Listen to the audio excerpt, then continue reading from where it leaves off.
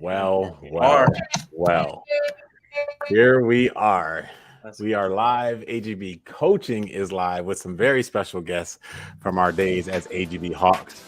I am so excited to get into this conversation. I've been spending the last 15, 20 minutes catching up with three very, very special people in my life that I'm going to introduce to you guys here in a second. But first, I just have to tell you guys a quick story of who they are to me and why they are here. As you guys know, I started AGB Hawks. I don't know what that was, 2010, 2009, long, long time ago. JB helped me start this program, and we started off as a boys only program, and it was all about getting better. And we most of our practices were about training, and that was at that time like out of this world. Like at that time, everybody else was about getting the best players you possibly could and just going out and playing. But we really focused on our skill development, and so we started to get a little name for ourselves out there in Northern Illinois. And it got to the point where people started saying, "Hey, have you thought about doing a girls' team?" So we did a girls' team in the first year. We did a girls' team. It was really makeshift. We had some eighth graders, some ninth graders, some seventh graders. And then the very next year, we just got so lucky. There was one girl that was on our original team, and she was one of the best girls on her feeder team. And she had all the friends, and they were like, "You should come play here." And then before I know it, like they were like, "You got to go to Grays Lake North and get there." They got two girls up there that are really good. So I knock on their door at a practice, and they let me in. That was a very funny story that I once had to tell. Um, they let me in, and I showed them a couple skills, and then before you know it, the best girls from Grays Lake North come, and then they were like, "Hey, there's these girls at Grays Lake Central. They're really tough to play. You got to go get them too." So we go get more, and the Grays Lake Central girls. Before you know it, you take all the best players in one community and you put them on one team, and the rest is history. We just absolutely dominated the local scene for years, and AGB kind of took off. So when I sit here in front of you guys and I talk about being an athletic director at the university level and everything that I've done, I ultimately owe much of that to the people we're going to talk to today. So I am super excited to have this conversation. So help me welcome Brittany Washington, Savannah Gunther, and Sarah Smith to the show. How you guys doing? Oh. Good. Excited to be here. Man, we put this together in like 2 days. I think I called you guys on Monday and said, I want to do this. Who will do it with me? And you three are bold enough to say yes. So thank you. All right. So here's what we're going to do. We got a lot to talk about. We're going to try to keep it under an hour. Okay. But first, what I want you guys to do is kind of give everybody your story. Okay. Let's give them your rundown of how you've gone from being a young athlete, middle school athlete, in love with a game, interested in getting better at it, and then developing into a young adult who's gone through now. All of you are college graduates. And so I want you to kind of walk us through that journey. We'll start with you, Britt. Yeah. So I think I first started basketball around like fifth or sixth grade. And some of the girls I was playing with was like encouraging me to do theater. So in middle school and everything, getting on that. I was a little hesitant at first just because I wasn't used to the whole thing.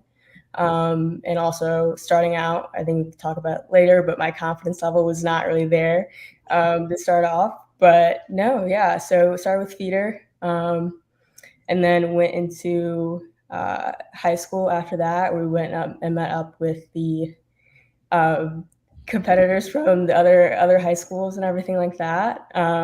And no, it was a long journey, I think, starting off with where I began and to where I ended up, and everything, and learning a lot about myself, not only as an athlete and as a player, but just as a person and kind of who I wanted to be as an individual, and striving to be the best version of myself throughout that whole experience. I did not end up going to play in college. I decided to go to a big D1 school in pursuit for mainly like education and just the program that they had. I knew that my skill set wasn't really there for a D1 school. So it just took, at the end of my journey, a lot of self-reflection of kind of, what I want, like, is my heart still in it to just, go play in the game, but just at a smaller school. So that was a little bit of, a lot more self-reflection of where I wanted to go and do. But then, yeah, I kind of ended up with the decision to not go play basketball in college. But yeah, I don't.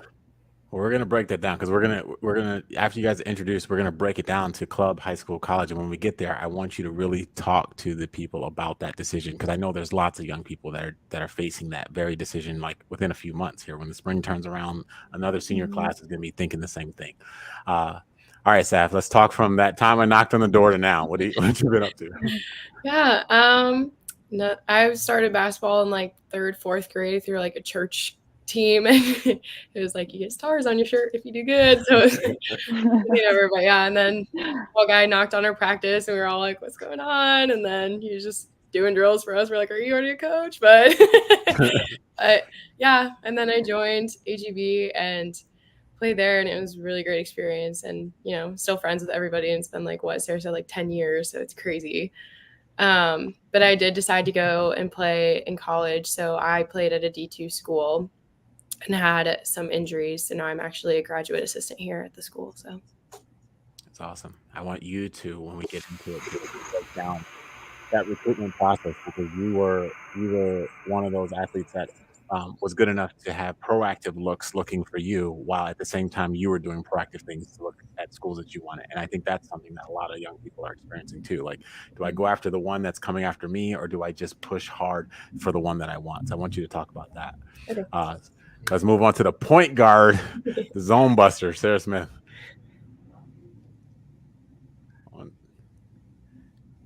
She froze out. Uh-oh. No. It's just There glitching. she goes. We got you. There we go. Okay, sorry. The Wi-Fi is being so weird. I'll figure it out. Okay. Yeah, I started playing basketball, I think, in first grade. Having an older sister that played, I kind of literally grew up in a gym at the sideline of tournaments on the weekends, going to the concession stands, like getting bouncy balls out of the little things, like all great memories. But yeah, as long as I can remember it, like basketball was always a huge part of my life and grew up playing like through park district leagues and then feeder for lakes and then starting AGB and starting to get that real like competitive travel club experience and played in high school. And then ultimately I did decide to end up playing in college at a smaller university, Division III. And it was a great experience. Like I said, like basketball was kind of always something that was in my life and I knew I wasn't ready to stop and I wanted to continue to grow and meet new people and compete. And yeah, ultimately it's still like played a big part in what I'm doing now in grad school for athletic training. So yeah, super thankful for the whole journey. Yeah, I love how you said it. It really is a journey, and that's what's so cool about this. Even though, we were 10 strong, once we were said and done. So there's 10 teammates that were all part of that special team, and you guys are 3 of them. But you represent, and just in you 3, you represent a lot of the different journeys that we all went through.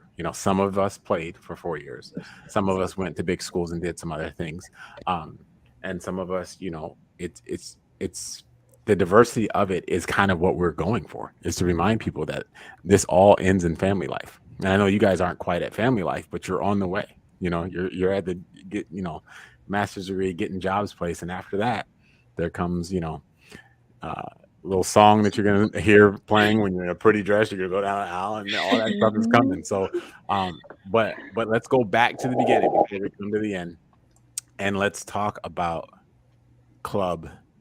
that club feeder time, right? Because I think that's the time where the passion is the highest, right? It's like your entire future is ahead of you. And what was your focus then? And what would be the best advice you would give to someone who's, 12, 13, 14 now playing middle school basketball or any sport, but specifically basketball? What would be your best advice to them? And what was your mindset back then? Sarah, let's go back the other way. Let's start with Sarah. Okay. Yeah, thinking back to when I was like 13 years old, like I said, like I just loved the game. I wanted to get better, and I think I had really high expectations for myself, and so sometimes not achieving those, I was hard on myself. But if there's anything that I could tell like younger athletes now is to like, it's okay to be your toughest critic, but don't be mean to yourself. I think like the way that we talk to ourselves is really important and can impact like ourselves a lot, and it's okay to be hard on yourself, but like continuing to like try to stay positive and tell yourself nice things, and like things will come with time and practice, and you'll get there eventually. Yeah, and then just like when things get hard, rely on the people around you, also the support system you have. So JB, tell me if you disagree, but like we've been doing this for a while now, so we're starting to be able to pick up those quotable moments, right? Those times where it's like we gotta like put that with captions because that's so huge, Sarah. I need you to unpack that a little bit, right? So say it for me one more time. You said be critical of yourself, but don't be mean to yourself. Unpack that for me. Like give me some practical advice on how I can do that.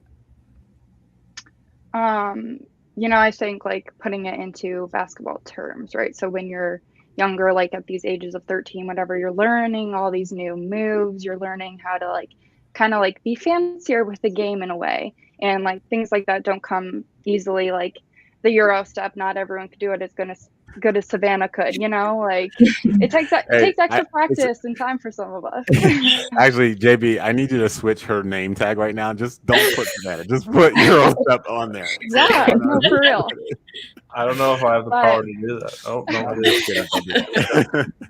I think when you're young, it is very easy to compare yourself to others too.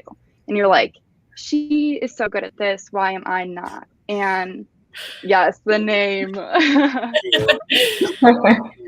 So instead of like being mean and saying like, you're horrible, like just because you can't do this one thing, you're not as good as her. Like it's realizing maybe if I just put a little more work into it, I can be like that. Or maybe I have other stronger parts of the game for like myself as a player. Maybe that's not it for me. Yeah. That's so key. And I think that's a good time to remind our coaches to do that too, right? If you're coaching, your job is to make the best athlete possible. And so it is your job to be critical of athletes. I don't think we have to apologize for that per se. But the best way to do that is by reminding them of what they're good at or what their potential is when they fix the thing that they're struggling with. Right. That's something I prided myself on every time I was coaching you guys. I was hard on you. I know that I was, but it was never from a mean standpoint. It was always like, once you figure this out, you're going to be exactly the athlete that you wanted to be, So I know I said I was going to go back this way, but I want to jump to Britt because Sarah mentioned the piece about confidence and being kind to yourself. And I know, Brittany, I remember you. Like especially seeing you now, it's like I can see it, and I remember that was something, especially when we first met, that you struggled with, and you were a sense of pride for me when you think about who you were as a junior. When you were dominating some tournaments defensively, like I remember that you were just a menace to those other guards. So talk to us about that progress going from, not being so confident to being confident. Yeah. I think starting off like club and feeder, like Sarah was saying, I feel like it was kind of just like a lot more getting a new perspective to the game. And there's a lot more moves, like new moves that I wasn't aware of at the time, and trying to learn all these different skills and trying to piece everything together and viewing the game from a different perspective. I think with that and with my confidence not being so high, I think I focused a lot on the mistakes, and I think I hyper focused on, trying not to mess up and trying to do everything perfectly, even like right after learning it. And I think the journey for me with that was to start just realizing, acknowledging that you're going to make mistakes. It's going to happen. And it's something you kind of got to be comfortable with doing, but just not, especially in game time situations, not focusing on it too much where it's shifting your mindset to where now you're letting that affect your next move or your next play.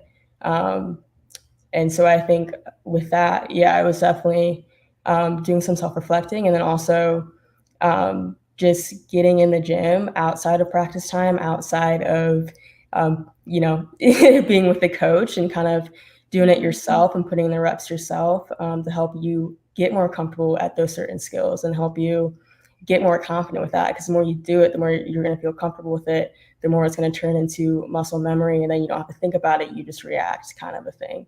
So, I don't know. I think it was a long journey, kind of getting there from when I first started off into junior year. But I think it was a little bit of all of that. Yeah. And I remember a very secret weapon that helps you quite a bit, the jump rope. You remember Yeah. that? Like once you got your hands on a jump rope, like you wouldn't put it down, and you were so quick with it. And I think it helped your game Yeah. out a lot.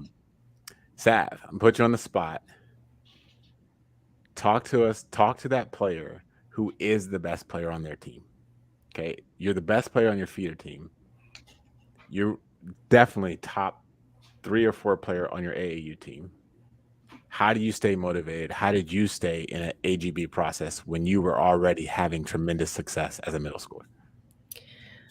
Personally, I just like loved the game. So like I always wanted to go and play games and stuff, but like the practices and the training skills and all of that like wasn't as fun. Like I didn't want to go and ball handle for an hour. I wanted to go, play someone one-on-one or something. So I don't know, just having a good balance of like competitive, but also being competitive with other people, but also being competitive with yourself, because you should keep trying to get better and keep working, because like there's definitely a lot of times when I could have been doing more and, developing my skills and developing myself as a player more growing up, when I like looking back now, and I kind of wish that I did.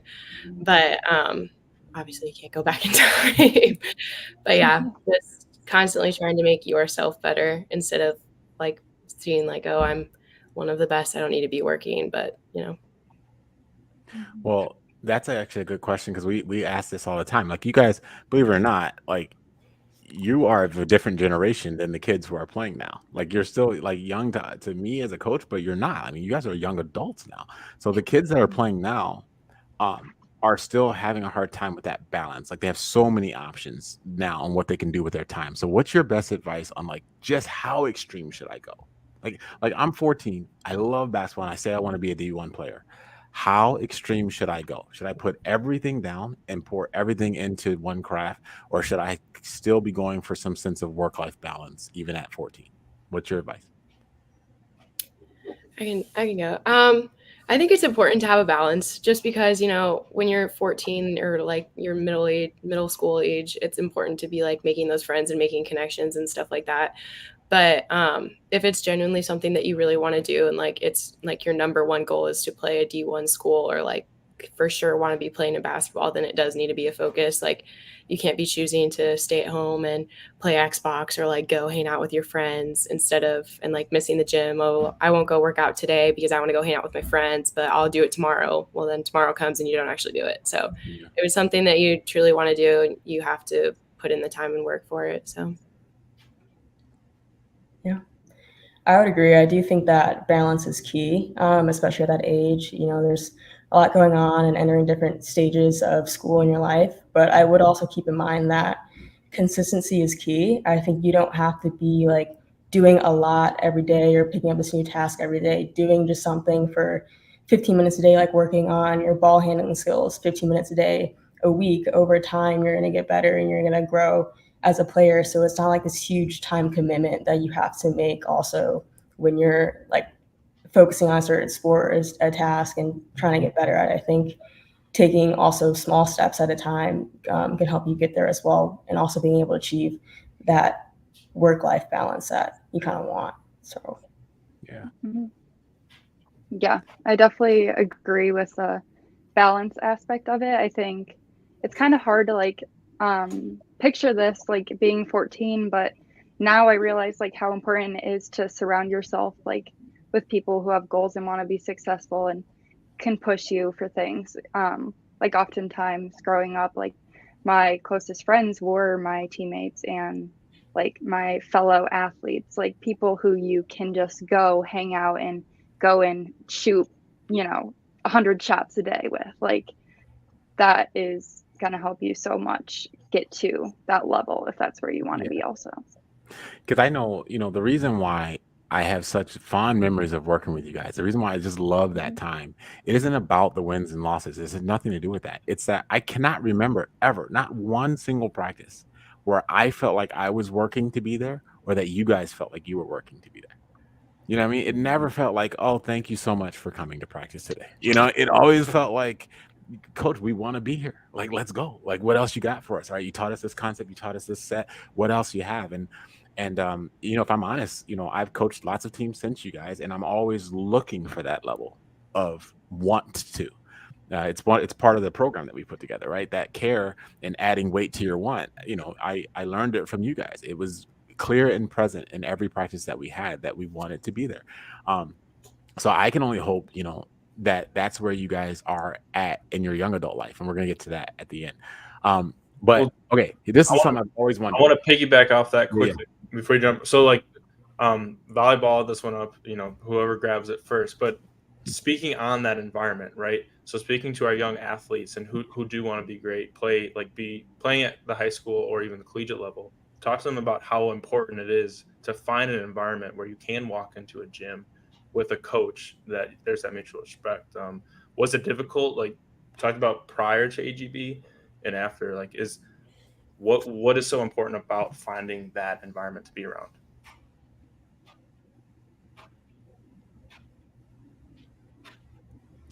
It's valuable to anybody. Ooh, I don't know. I was gonna say, like, I don't know, just having a relationship with your coach. Like, I think any of us could have texted Rick and been like, "Hey, we want to go shoot. Can you come unlock the gym and like rebound for us for an hour?" And he'd be there in 5 minutes. Like, having the relationship with a coach where they're as invested in you as you are in yourself is a really big thing. Like, if you're on a team where, I don't know, you kind of realize, I guess, that the coach is just there to get paid, or like their daughter's on the team or something. I don't know. But I don't know, you just have to find someone who's invested in you, I guess. Yeah, I would agree to that. Finding a coach or even just another person, a player, it could be a friend, whoever that's going to that wants to get good with you and wants to get better with you. And you guys can kind of hold each other as like accountability partners, and getting in the gym and putting in the work, and just really like pushing each other to be better. So it's also like you're getting work in, but you're also having fun, and you have that person that you can go to that is going to help you with that. Yeah, I think great point, Brittany. Like, just having fun with it too. And like finding the whole reason why you started and why you love it. Like, having that like constant, well, you're not going to have constant fun in a sport, let's be honest, but like, trying to integrate it in as much as you can. Like, it gives you that like feeling of when you first started playing and realizing that you were enjoying it. And like, it's like little reminders like that sometimes that can keep you going to like the big picture and goal at the end. So the one thing I've always wondered, and even when we were together, I wasn't sure how you guys felt about this. Which one did you like better, playing with each other or playing against each other? Because it seemed like you guys really liked having those, Grays Lake versus Lakes games, and like, so yeah, just talk to me about that. What, or even not so much about together, but like, which is the better experience? Compare the experiences of being on an AAU team where everyone's good versus being back at your high school where you're the leader, and the winning and losing really, really falls on how well you play. Talk to me about all of that. Yeah, I think that playing together was always a great time. Like you said, like we were a super dominant group in the area. Like it was kind of expected that we were gonna win all the time and whatever, but like playing against each other and like just knowing that competition that we were gonna face, like it really pumped me up for games. And like especially like Central, like playing against Mora, like point guard versus point guard, like it was just great. Like we were constantly pushing each other the whole game, like just trying to make each other better. And then we knew that like come spring we would be sharing the court together, like yeah, it was just, I don't know which one I like better. I don't know. I don't know. I can't decide. That is a good point. I don't know. I would say like for us Lakes girls, at least we kind of had the best of both worlds because a lot of us were on. I don't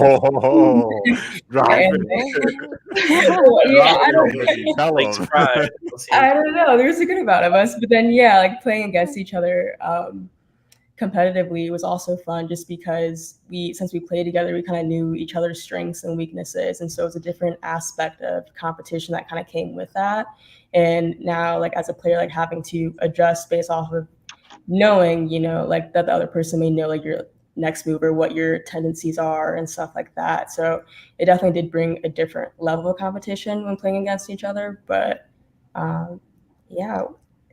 which one I enjoyed more? I know that's a hard question. I don't know. I don't know. I think playing together. I think yeah.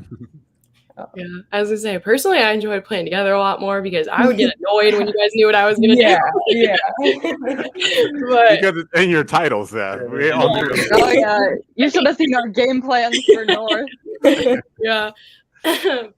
But it is just really different, you know, like going from a team, like we spend so much time together, and when we traveled and like are on the road, like we were in each other's hotel rooms till like 2 a.m. until we had our game the next morning. We had to be up at 8. Like we were together all the time. And if we weren't together, like we were at practice, and then we'd have like a skill workout with Rick after. And so like that hour in between, you know, we drive over to Mora's house and we'd all eat her like mom's crab dip and then come back. Like, so we were all just like super close. So being on the team together and playing together was really fun. And I don't know, it's just, I like playing with, like they said, like we were super dominant. So I like playing with like people that are going to push me. You know, it's all fun to be like, you know, the best player on your team and stuff like that. But it's better when people are pushing you and challenging you and making you a better player. Sure. So I told someone today, actually, I just came up with it. I was talking to the basketball team. They have their first game tomorrow at Judson, and I was telling them that you literally cannot form a W without ups and downs. I just came up with that. Like a quote. It's going to be on our quote card. I'm excited about that because you literally can't do it, right? So there are ups and downs in winning. Okay. And so so far, we're 26 minutes in, it's all been up. Let's just have a little down moment where we talk about how things we didn't finish, right? You guys were not juniors and seniors, and I didn't get a chance to walk you right to the colleges that you were going to, which was my goal when we got together. And I've done a lot of retrospect thinking about that, you know, mistakes I would have made or things like that. But Sarah, I want to start with you because I want you to speak honestly about the difficult decision to do what was best for you coming off of a situation where there were 3 really good point guards on our team, right? Mhm. Yourself, Maura, Brittany. And we, because of that, we were extremely dominant. But then like you have big dreams, right? So talk to us about, you know, help the young person who's on a club. They might be being successful, but their playing time isn't quite as high as they want it to be, or they have things that they want to do. How did you make that difficult choice? And what's your best advice for the young person now? Yeah.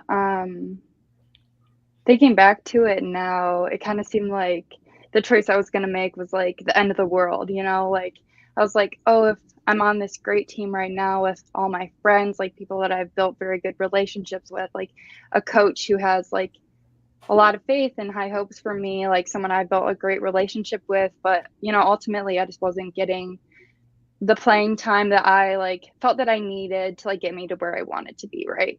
And I think ultimately I did make the decision to end up leaving and playing for another team. And I thought that like everyone was going to hate me and I wasn't going to have any friends. Like seeing each other and playing against each other was going to be this whole big thing. Like it really wasn't. Like, I cannot like even say like how awesome it was to like still like feel supported by everyone, like even through making that decision and realizing that like that's kind of just what it is at that time, like of playing travel and club basketball. Like sometimes you just have to do what's going to be best for you, no matter how hard it's going to be, and no matter like it might hurt other people's feelings, you know. And here we are now, like 10 years later, like it's all okay, you know. Yeah, that's huge. And the truth is, it wasn't like there I think as people, as human beings, forget athletes, as human beings, we all have to figure out that perfect balance between moving on and giving up. Mhm. Those things are not the same. You know what I mean? And you know, Brittany, I'll turn to you because you can talk about not just like because you stayed with me to the end, so not just about the AGB piece, but like you did decide not to play basketball in college, right? So talk to us about how that's moving on, not giving up. Yeah. I think once I reached like my junior and senior year, it was getting to a point where like I don't know, I was kind of having to do just like that piece I talked about before, just a lot of self-reflection and kind of okay, is my heart still in it all the way, like for the game? And like, do I want to, no matter where I end up, kind of just continue playing this game?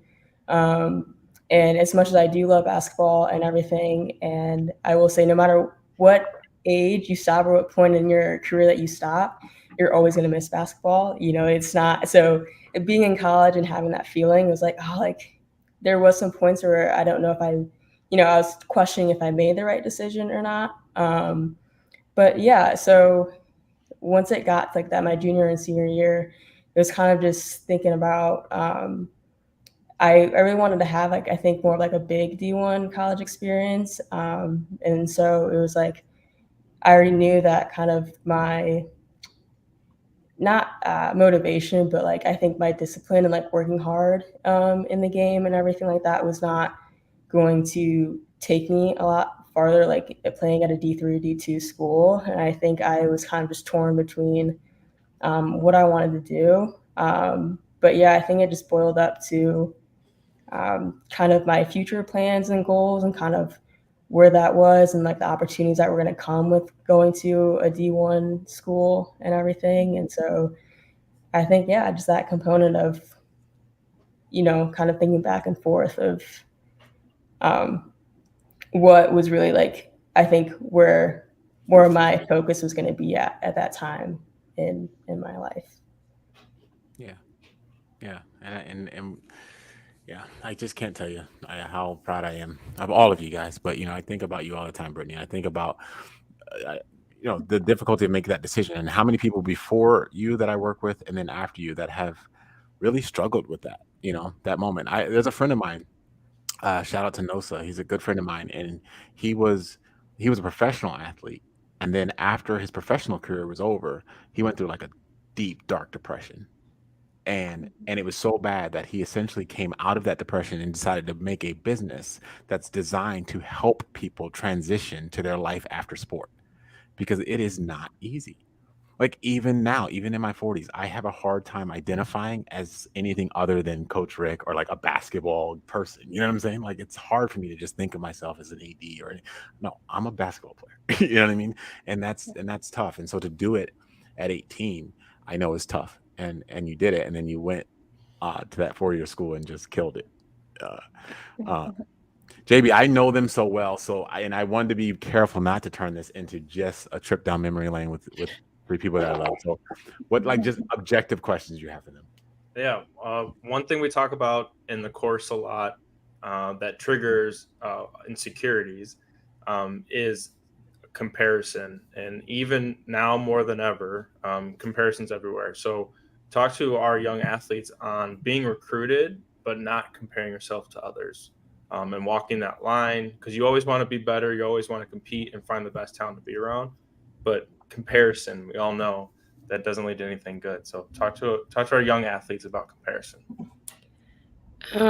I think the best thing about like recruitment wise and comparison is like, it sounds like tough, but like genuinely you shouldn't be comparing yourself when you're looking to find a school that you're going to. Like you should be looking at academics. What do you want to do after basketball? Because it stinks, but basketball does end one day, and you're going to have to work until you retire, and that's going to be something that you're going to want to enjoy. So like you need to find a school that's going to have something that you want to do, that you can get a good degree in, and you should go visit and like meet the team and see how they like react with you. If you see yourself like being friends with them or enjoying being there, like getting to know the coaches, seeing what their ideas on stuff are. And it should really just be about like you. So if you find yourself comparing yourself to someone else in your recruitment process, just like take a step back and realize like, this is for my next step. It's not for what like Sarah or Brittany are doing. Like it's where I want to go. So like it needs to be about me.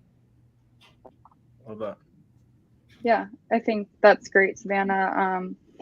Yeah, like it's super easy to fall into that mindset at that age, because like us, we grew up playing together and we were all kind of like right in that time of figuring out where we were going to go. And like ultimately you do end up going like your separate ways and having your own experience. So like each of us had different college experiences, and we never like could have guessed that things would turn out the way they are now when we were making those decisions at like 17, 18. But yeah, like you just got to do what you feel is best. And I think, you know, like checking out the team, seeing what the culture is like Savannah said, hanging out with them, getting to know what they're like outside of basketball is really important.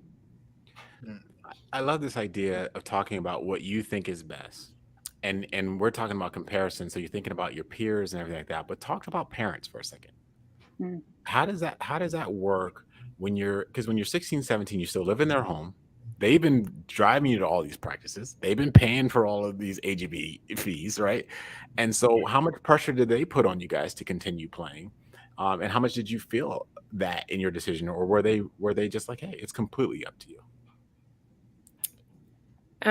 In my case, I feel like I felt like it was just something that I like needed to do because it was like all my coaches were like, "Oh, you're gonna play in college," and all my parents were like, "Oh, well, we'll keep you in this team and do this and stuff, and you'll get to college and you'll work out with this person and you'll get there." And it was just like always a goal for me in my life. So as I started getting up like older, it was just like working towards that goal. And so it wasn't necessarily like a pressure from parents, but I've seen, especially like now being around basketball for as long as we have, I've seen a lot of people who go into sports because of like parent pressure or like coaches pressure or something. And like, if that's you, do not do it. Like college sports or even high school, if you get to that point and you realize that you do not love the game and you don't want, like, you're not 100% invested in it, then find something else, because there's so many things that you can do and like find joy in.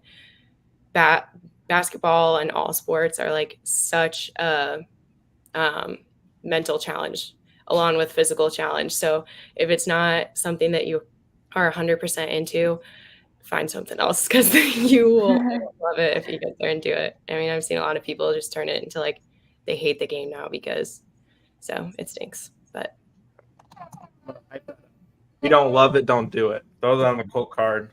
Yeah, for real. Yeah, I Sarah, think you played the most college basketball, Sarah. So talk to us about that.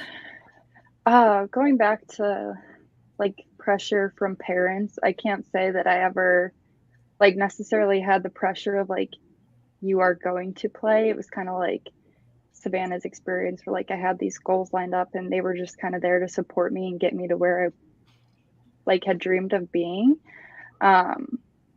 It kind of like could seem like pressure in a way at the times that I wanted to like maybe give up on it, but like I'm really like grateful for that now and like them continuing to push me and like stick with it. Like like my dad's a very competitive person. Like I think just growing up like with that too, like it was easy for me to like kind of stay and know that I wanted to do that without having them like draining it in my brain, like this is what you're going to do and this is your life plan.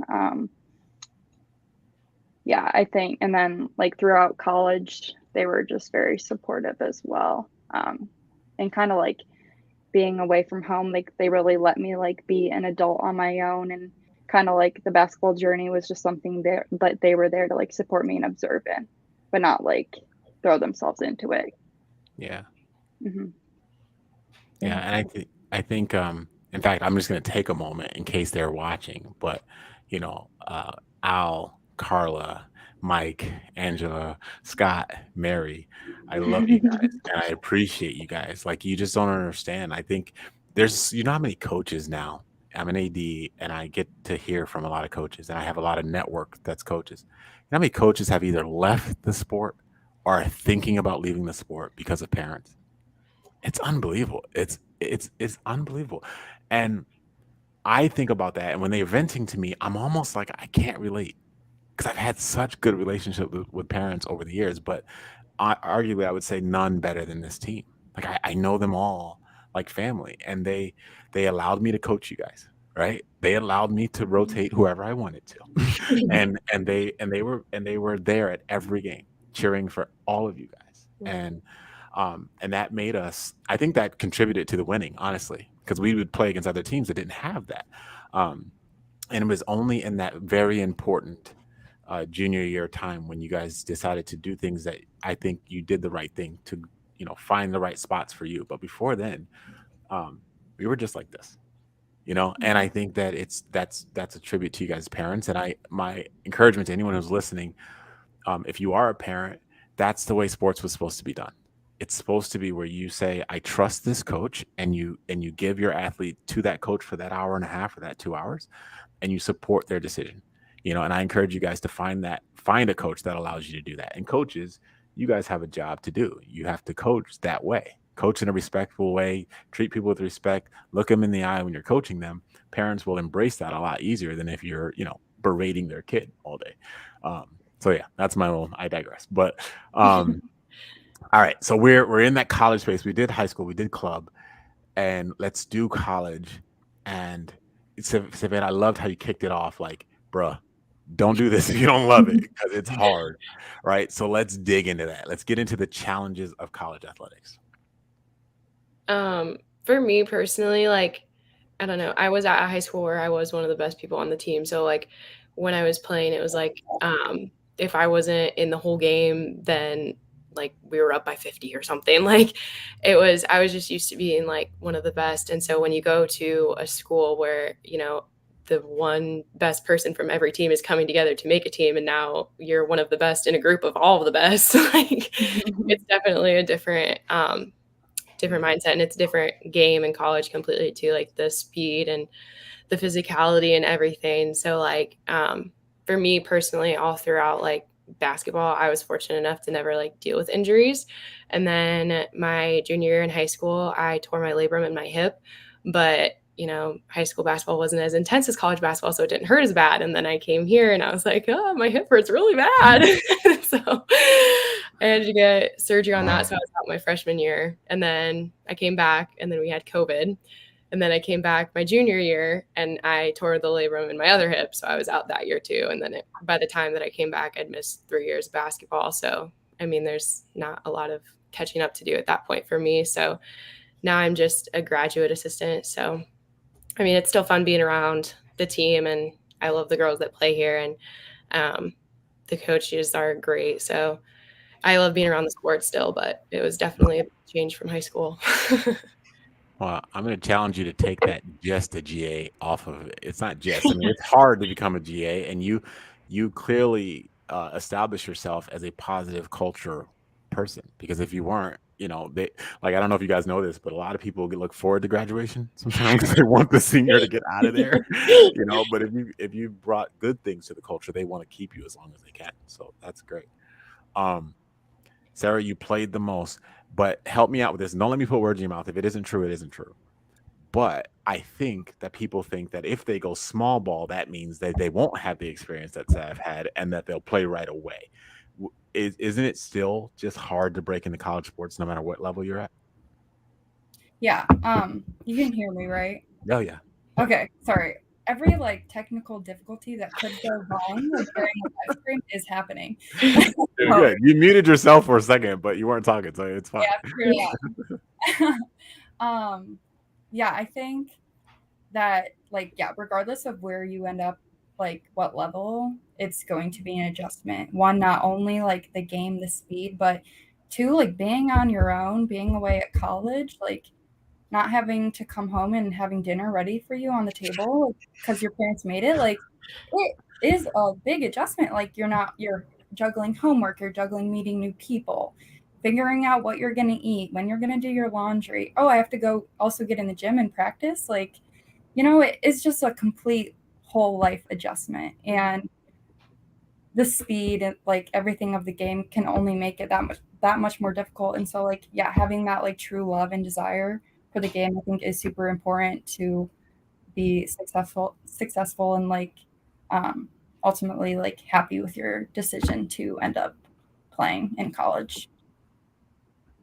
Yeah. Mm-hmm. Britt, I know you didn't play, but talk to us about D1 sports, man.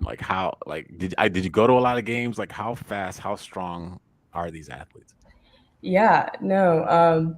I will say D1 sports is a different breed.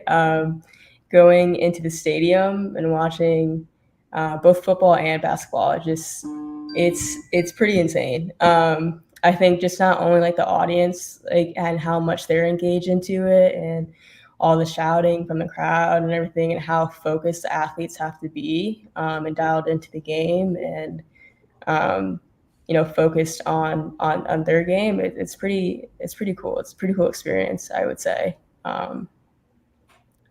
Did you never like find yourself just kind of accidentally moseying over to the gym and just being like, I don't know if you guys know this, but I played in high school. Did you? I mean, did you bump into any of those girls on the team ever? And look, I know we said that we were going to keep the universities out of the talk so we could be a little bit more open, but Brittany went to the D1 university of all D1 universities. Like, this is like one of the most historic schools of all time.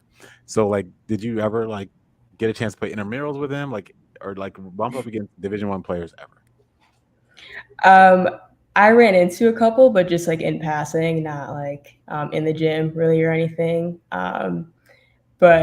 But yeah, I do kind of regret not doing intramural basketball myself. I know we kind of talked about it before starting, but yeah, I think like in the middle of college and that experience, I think I was missing basketball a lot, and kind of reminiscing on all the videos that kind of come up, and just the camaraderie of being on a team and being in a competitive sport.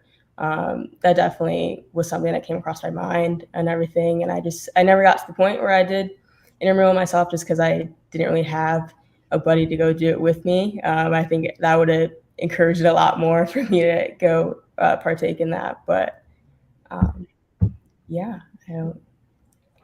Do you ever think about doing it differently? Would you do it anything different? Would you go to a small school and play?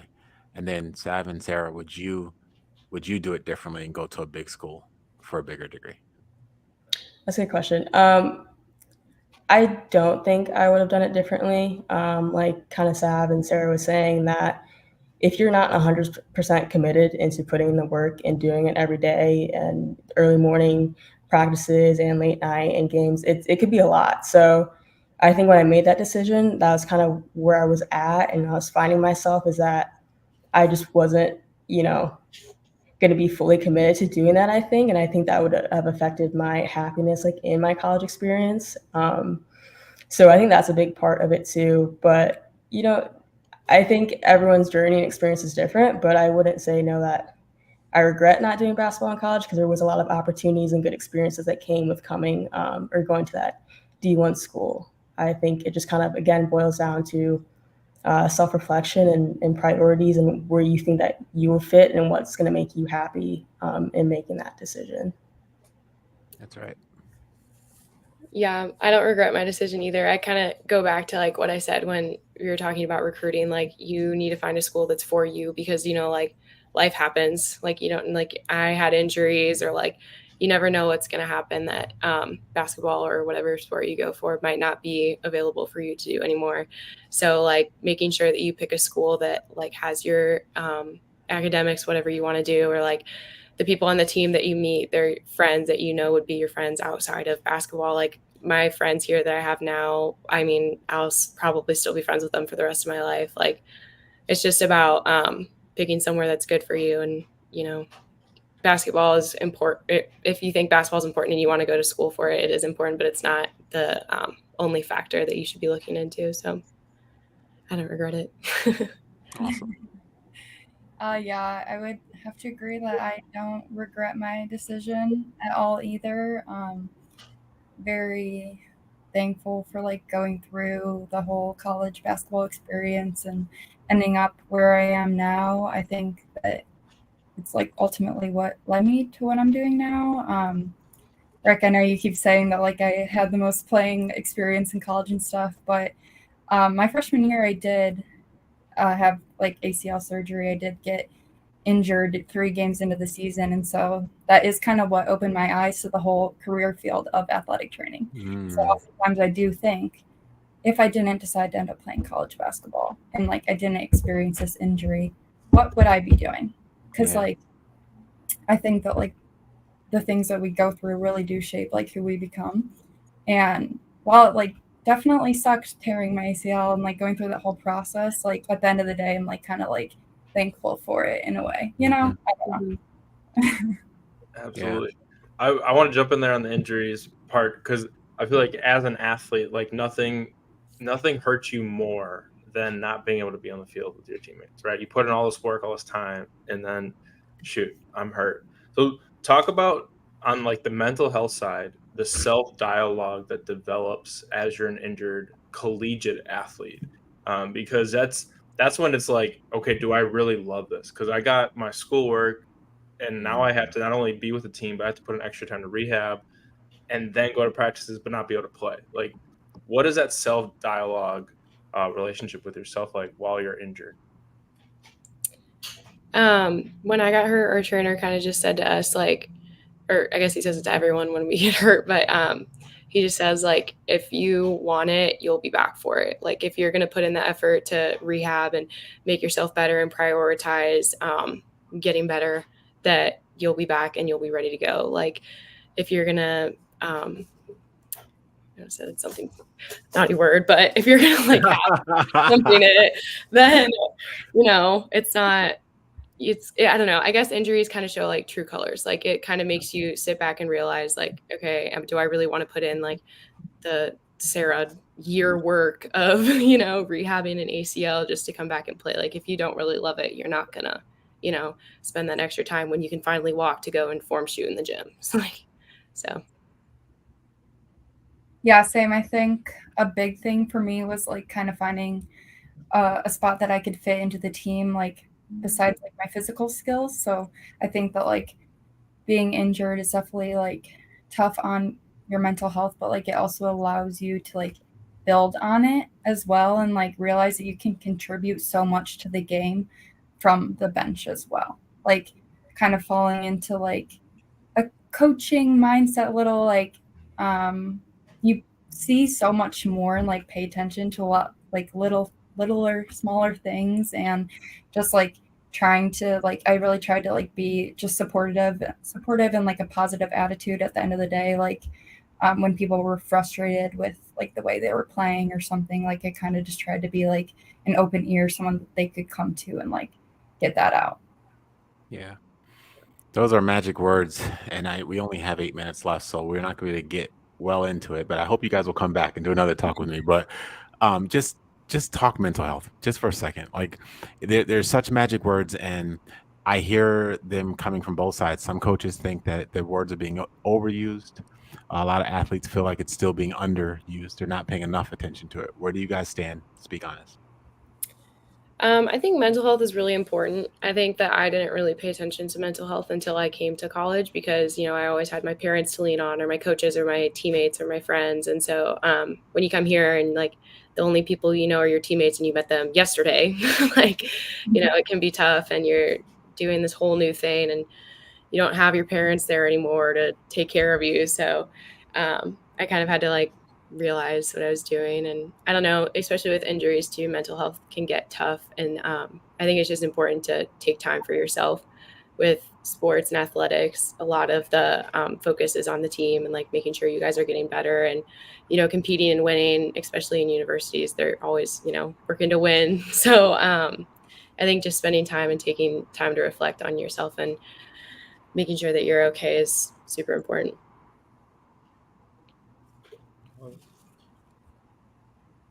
Yeah, no, I 100% agree. I think mental health is a super important thing to pay attention to, and just to understand yourself and your body, and kind of also be able to recognize when things may be like off balance a little bit, and what you're going to do to kind of get back onto that balance, and just taking the time away from, not away, but just a way that, something's going to help you handle that a little bit better, and just paying attention to your overall health in general. I think a lot with mental health, also your physical and emotional health, also they all play a role together, I think. So just understanding, kind of what, is happening in your life, that you can help make that balance a little bit better.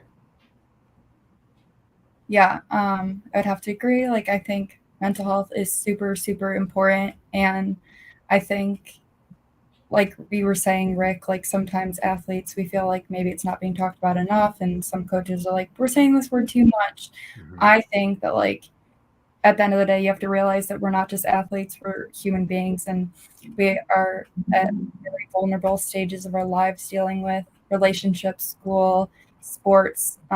Like mental health is going to play a factor. And if you ignore it, it's not going to just disappear. It's still going to exist, but now you're just ignoring it. And so I think that like a huge thing is like if you realize that you are struggling, like don't be afraid or like ashamed to ask for help. Like Sorry. yeah. So again, one more important question. I know we're getting up to the time, but I have a daughter now, as you guys know, and she's 4. And one day she's going to be a young athlete. And that's a beautiful thing about these live streams is they're little mini books. And once they're made once, they never go away. So I can watch this, 10 years from now and be able to teach her. So you guys aren't just human beings; you're also female human beings, right? Mhm. So talk to me a little bit about the difference between being a female athlete, being a male athlete. And empower young women to not feel like they need to choose. And I don't want to lead that question too much. I want to give you guys a platform to create this mini book and just talk about what it means to be a female athlete in 2023. I feel like there's always been a stigma that men's sports have always been better than women's sports. But I mean, you turn on the TV and there's going to be some great women's sports that you can be watching. And all of us athletes, are going to think back and, say we're great athletes. I mean, we've made it this far. We've accomplished a bunch in our life. And I don't know, it's coming back to the comparing thing. Like, I don't think there needs to be a comparison, and we all should just be focusing on ourselves and, getting better. So. Love it. Yeah, I think this year has been a monumental year for women's sports. Just seeing like attendance records, like getting set, like everything like that. I think that at the end of the day, people still will compare like men's and women's sports, and oftentimes it feels like as a woman athlete, the criticism is a little tougher, and you have a lot more eyes watching you and pointing out the mistakes more than the success. And I think that trying to like tune out the haters and just focus on the support and why you're doing what you're doing is going to be like the biggest thing. And yeah, like just don't give them the satisfaction of exactly what they're trying to do. I love that. Yeah, I think that they hit on pretty much a lot of it. It's just the comparison aspect of it is to kind of tune that out, because there will be a lot of critics and a lot of focusing on every little mistake that you're going to do just solely because you're a female athlete. But understanding that you have the power and just as much ability to accomplish big things as a female athlete. And it all boils down to just like hard work and support with people around you, and just tuning out the negativity and the criticism a lot. I think it's a key component to that. That's awesome. Love it. I'm gonna sneak in one last question, rapid fire. Give me one thing that you loved or that you learned from your time back at AGB or with Coach Rick. Oh, bang. I mean, I have to say Euro Wait, stuff. is that your response to the question, or is that the thing you learned? Euro stuff, okay. Yeah, have to say Euro stuff. Never even knew what it was before, Rick. So thanks. I would say the floater. I was a fan of the floater once I was able to practice it a little bit more. Oh man, I think pointing and being a leader. Point guards point. Like that's a specific phrase that I remember. Point. Yeah. North to south. To this day. Drive.